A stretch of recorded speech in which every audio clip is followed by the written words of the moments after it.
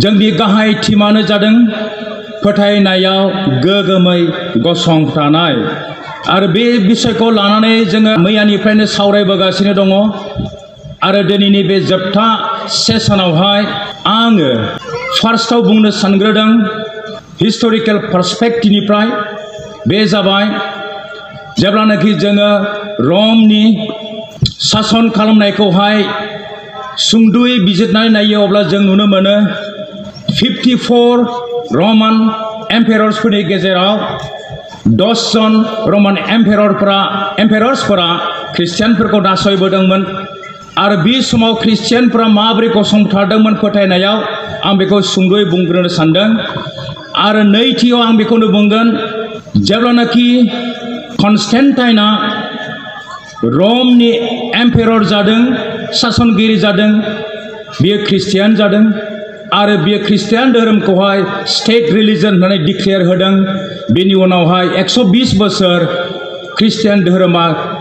एबा ख्रिस्टियानफोरा गोजोनै थानो मोनदों नाथाय बे समावहाय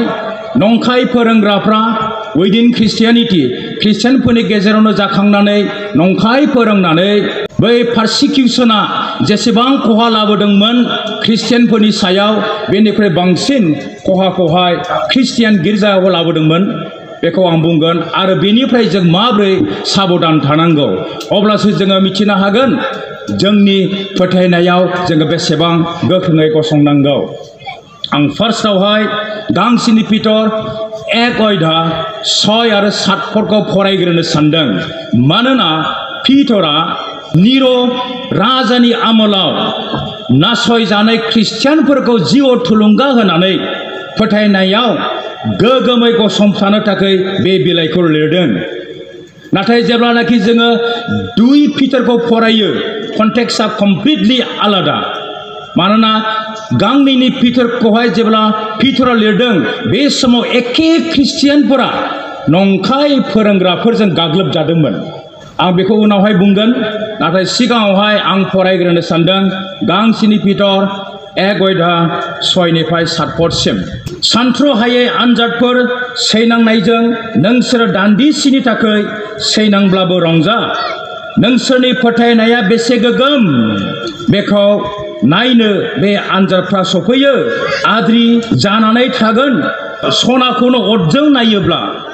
सनानिख्रुइ दाम गोसासिन नोंसोरनि फोथायनायखौबो आनजाद नायनो गोनांथार अब्लासो बियो बेसे गोगो बेखौ मिथिनो नोंसोरो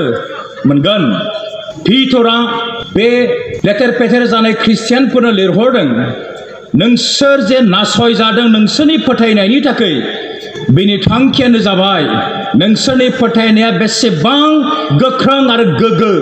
बेखौसो आनजाद नायनो थाखाय बेबादि पारसिकिउसनखौ इसोरा एलाउ खालामदों सनाखौनो अरजों सावनानैहाय पिउरिफाइ खालामो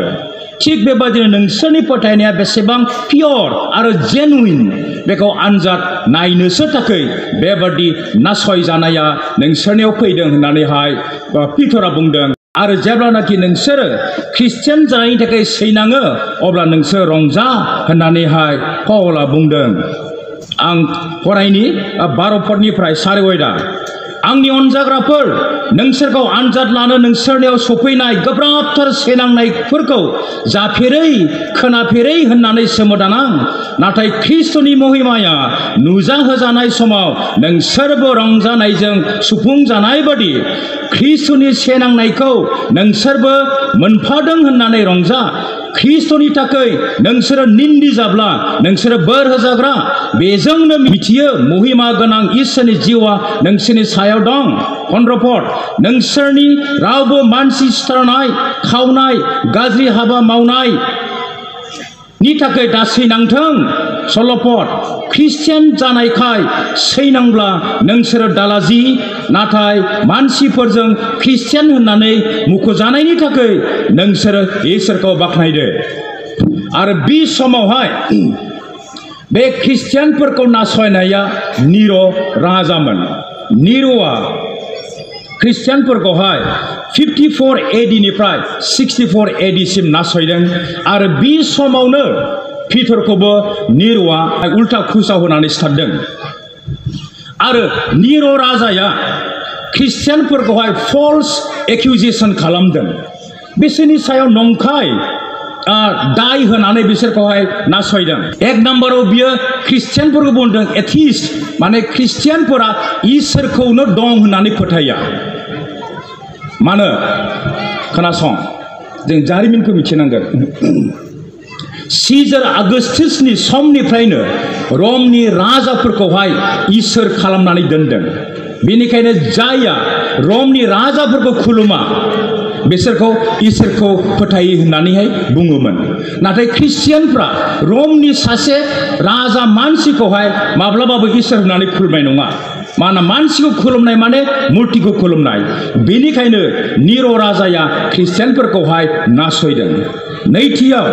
निर' राजाया बुंदों बे ख्रिस्टियानफ्रा रम नोगोरखौ सावदों होननानै बुंदों नाथाय एक्चुअलि रम नोगोरखौ गावनो सावदों बियो आरो ख्रिस्टियानफोरखौ बदनाम होदों आरो ख्रिस्टियानफोरखौ नासयदों थामथि बियो बुंदों ख्रिस्टियानफोरा नन पेट्रियट्स माने बेखौ बर'आव बोरै बुंगोन हादर अनफावरि नङा होननानै बुंदों मानोना बै समावहाय जुदि सासे रमनि राजाखौ इसोर होननानै खुलुमोब्ला बियो मा फोरमायथिदों बियो इसोरखौ खुलुमग्रा नैथियाव मा फोरमायथिदों बियो गावनि हादरखौ अनग्रा नाथाय ख्रिस्टियानफोरा बेखौ खुलुमाखै इसोर होननानैहाय 4 नम्बराव बुंदों ख्रिस्टियानफोरा गावजों गाव जोबोद गाज्रि खामानि मावो माने इममराल एक्ट बे जाबाय बे नासयजानाय समावहाय ख्रिस्टियानफोरा बेबादि जथुमनानै इसोरखौ खुलुमनो हायाखै आरो बे समाव बिसोरहा गिर्जा न'बो गैयामोन बेनिखायनो हरावसो बिसोरो सोरबा सोरबानि न'आव थानानै इसोरखौ खुलुमोन आरो बेखौनो निर' राजाया बुंदों बिसोरो हराव लोगो लाज्लायनानै गाज्रिथार खामानि मावदों गावजों गाव जायनि जुनै बे ख्रिस्टियानफोरखौ पारसिकिउट खालामदों आरो लास्टआवहाय बियो बुंदों ख्रिस्टियानफोरा माने केनिबल्स बिसोरो मानसि बेदरखौहाय जाग्रासो होनना बुंदों मानो बुंदों मानोना ख्रिस्टियानफोरा माने प्रभुबस जायोना जों जेरै जायो बेखौनो बियो बानायनानै बुंबाय बे ख्रिस्टियानफोरा गावसोरनि बिसाफोरखौनो सिथारनानै बिसोरनि मोदोमखौ संनानै जायो आरो बिसोरनि थैखौ लोङो बेबादि मोनबा फल्स एक्यूजेशन होनानैहाय ख्रिस्टियानफोरखौ बियो नासयदों आरो बे समावहाय पिटरा बे बिलाइखौहाय बे नासयजानाय ख्रिस्टियानफोरखौ बुंदों नोंसोरो ख्रिस्टियान जानायखाय सैनांब्ला नोंसोरो रंजा नाथाय नोंसोरनि सैनांनाया सिखाव जानायखाय नङा मानसि सिथारग्रा जानायखाय नङा गाज्रि मावग्रा जानायखाय नङा नाथाय ख्रिस्टियान जानायखाय नोंसोरो सैनांब्ला नोंसोरो रंजा होननानै बुंदों आरो बे समावहाय खोनासंदो ख्रिस्टियानफ्रा गावजों गाव ख्रिस्टियान होननानै परिचय होनो हाज्लायाखै मानोना लेथेर फेथेर जाबाय गावजों गाव सिनायलायला नाथाय बिसोरो बे समावहाय गावसोरखौ माबोरैहाय ख्रिस्टियान होननानै सिनायथि लाज्लायदों खोनासं जुदि आं ख्रिस्टियानब्ला आङो दाबसे जायगाजों थाबायलांदोंब्ला आरो आं जुदि सासे मानसिखौ आंनि थिङै फैनाय नुदोंब्ला आङो नानि सावगारि बे लामानि हाद्रियाव आखिगोन नानि सावगारिखौ आं आखिगोन आरो बे फैनाय मानसिया ख्रिस्टियानब्ला बे नाखौहाय नुब्ला बियो बे मानसिखौ सानगोन अ बिबो ख्रिस्टियान होननानै गोजोननाय लाज्लायगोन आरो बे मानसिया ख्रिस्टियान नङाब्ला हे माथो नानिसो सावगारि आखिगोनानै ब्लड थांबाय बे नाया ख्रिस्टियान धोरोमजों मा सोमोन्दो दङ गिर्जायावबो फैया नाया सानडे स्कुलावबो थाङा सबावबो फैया बियो खोनासं नाखौ ग्रीक रावावहाय इक्टुस होननानै बुङो आयता कापा टेटा उपसिलन सिग्मा IKTUS आरो बे समावहाय बे ख्रिस्टियानफ्रा नाखौ जे इक्टुस बुंदों बे मोनफा मोनफा जे माने लेटार दङ बिनि फुल फर्म होदों I येसुस K ख्रिस्टस T थियस U उयस माने बिसाज्ला S सटेर बे जाबाय जिसु ख्रिस्ट इसोरनि बिसा बासायगिरि सासे ख्रिस्टियाना बे नाखौ नुब्ला सानगोन अ बे जिसु ख्रिस्टखौ इसोरनि बिसा बासायग्रा होननानै फोथायो दा बिसोरो गावजों गाव परिचय खालामजायदों बे समनि ख्रिस्टियानफोरा फोथायनायाव जेनाखै फोथायनायनिफ्राय उनफिनाखै फोथायनायाव बिसोर गोग्गोमै गसंथादों दाखालि MP इलेक्सन जानायनि सिगां जोंनि माखासे ख्रिस्टियानफ्रा मा खालामालै ज' मा खालामा प्रार्थना खालामदों ना मानो खालामा दाब मानो खालामा पारसिकिउसनखौहाय बारा जागोन ना माब्रा एखे गभर्नमेन्टआ फैब्ला गभर्नमेन्टखौ सोलायथोंसैलै होननानै प्रार्थना खालामदों गिदों जोबोदनो पारसिकिउसनखौहाय आंथ' खालामाखै आंथ' बुंदों रासिन पारसिकिउसन फैयोब्ला मोजां जाहाथे जुजाइ बादि ख्रिस्टियान गोगो ख्रिस्टियान आलादा जायो माने जोंनि गिर्जायावहाय गोबांथार जुजाइ ख्रिस्टियानफोर दंसै माइगाब बादि ख्रिस्टियानफोर दंसै आरो बै समाव जेब्लानाखि पारसिकिउसना फैदों बे समावहाय जुजाइ बादि ख्रिस्टियानफ्रा आलादा जादों गोगो ख्रिस्टियानफ्रा आलादा जादों आरो जेब्लानाखि पारसिकिउसना जोबदों गोजोननाय फैदों अब्ला गिर्जायाव ओरैबायदि मोनसे इस्यु फैबाय जाय मानसिफ्रा पारसिकिउसन नासयजानायखौ गिनानैहाय ख्रिस्टियान धोरोमखौ नागारनानै गुबुनाव थांफिनदों बिसोरखौ लाफिननांगौ जाखोना जाया बेबो मोनसे इस्यु फैलायबाय दिनै बेबादि जायोब्ला जोबोद मोजां अब्लासो जों मिथिगोन थार ख्रिस्टियाना सोर नों फोथायनायाव गोगोमै गसंथानाय होनना बुङोब्ला माखौ बुङो अब्लासो जों बुजिनो मोनसिगोन थारैनो बेयाव लेक्सार होनायजोंल' जेबो जानाय नङा रियेल पारसिकिउसना फैनांगोन अब्लासो जों मिथिगोन फोथायनायाव गोगोमै गसंथानाया माखौ होनो